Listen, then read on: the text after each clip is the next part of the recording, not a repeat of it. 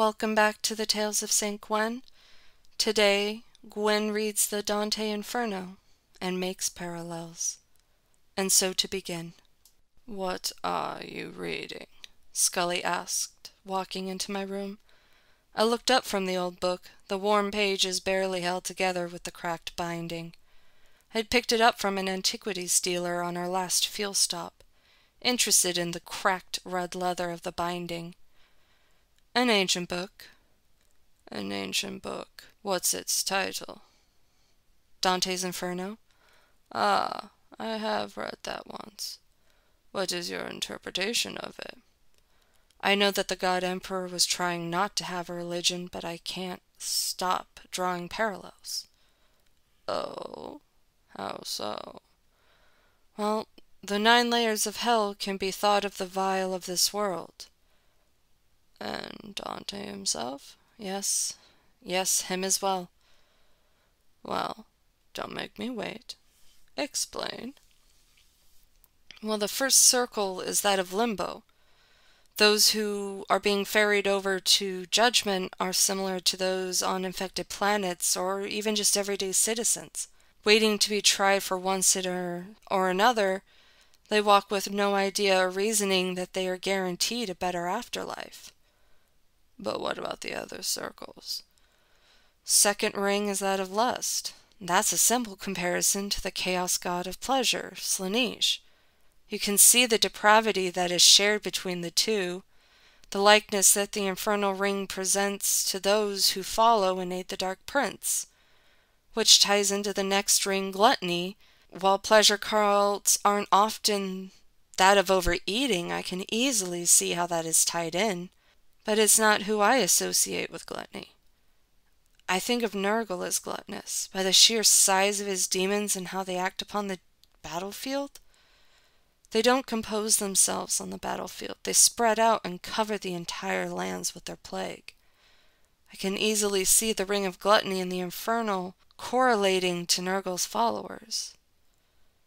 Next is greed, and I can make so many similarities to the book to real space, and even the warp. The Tyranids strike me as the most greedy, destroying worlds and lives only to move on and continue it again. It can also be parallel to those of the Chaos Gods, and that of the land that they have within the warp, and how they want others to greater their numbers. Fifth is that of wrath, and that's an easy comparison. The blood god Khorne is easily the most ruthless monster that I have ever met, and his demons fight like he does. I've been up and close to their wrath, seen it firsthand at how it doesn't discriminate on who it kills. Heresy. It would be easy for me to say I compare it to the Horus Heresy. While it has its similarities, it's not the only thing that it can comprehend or be compared to. It could be the leftover space marines turning on their chapters or planets, or that of a high-ranking ecclesiarchy turning to chaos. But everything within our world is tied to heresy. I think of the 5th chaos god you taught me about, Malice, who turns against the other gods, but is no aid to mankind either. 7 is violence, and it houses 3 wings, each holding extreme violence that is shown as they walk, and you see the violence in everything we do. Every time we go into battle, the violence we endure and provide.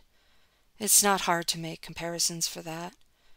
I think of the Order of the Bloody Rose, how they wade into battle not caring about tactics most of the time. Next is fraud. Is that easy to compare? Taking a moment to think before I answered. It's not. Fraud can be many things and can be acted out in many ways.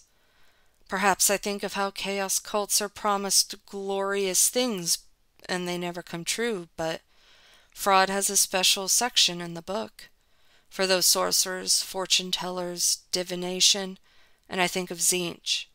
He and his followers are mainly sorcerers, and how they try and predict what the future is. But that's as far as I've gotten in the story.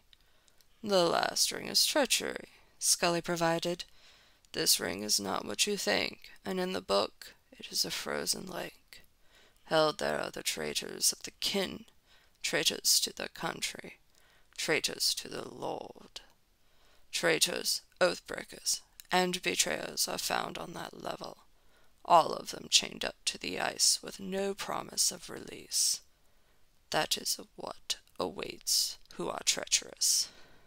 That alone has so many similarities to our world, I said, looking at the book.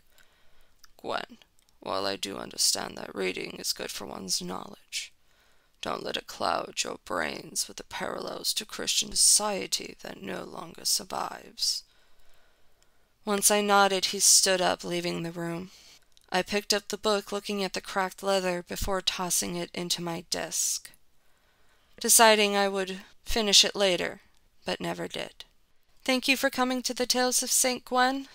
If you liked it, please give it a like, comment down below, subscribe, and I will see you in the next one.